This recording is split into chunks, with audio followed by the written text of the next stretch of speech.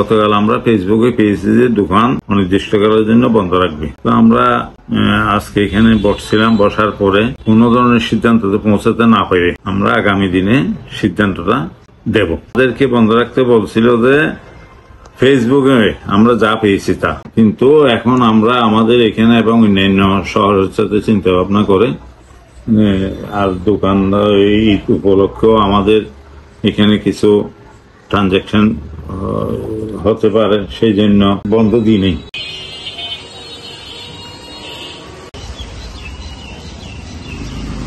আমাদের অ্যাসোসিয়েশন এখানে একটা বসে সিদ্ধান্ত নিচ্ছে, আমরা হচ্ছে এখানে একটা গ্রাম্য পরিবেশের মধ্যে আছি। বিশেষ করে আমাদের জেলা টাউনের সবগুলো বিয়ের মৌসুম চলতেছে। এই বিয়ের মৌসুমের জন্য আমাদের কি করতে হচ্ছে, আমরা হুট করে যদি আজকের দোকানটা বন্ধ রাখি তাহলে তো গ্রাহকরা অসুবিধায় পড়বে। সেই অসুবিধার থেকে চিন্তা করে আমরা আজকে খোলা রাখছি। এরপরে পরবর্তীতে কেন্দ্রীয় সিদ্ধান্ত যদি হয় দেখি আমাদের রাখতে হবে, বন্ধ রাখতে হবে, তাহলে অবশ্যই আমাদেরকে সেই কেন্দ্রের নির্দেশনা মানতে হবে।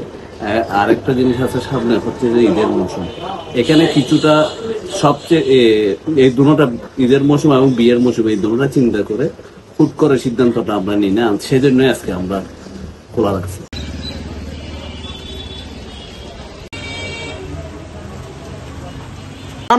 কোরবান ঈদের বিভিন্ন রকমের ওরা আমাদের কাছে টুকটাক গয়নাপাতি জমা দিছে ঠিক করার জন্য, অনেক সময় মাপার জন্য দিছে। আমরা যদি এখন হঠাৎ যদি দোকান বন্ধ রাখি তাহলে ওরা এসে আমাদের সাথে ঝগড়া করবে না।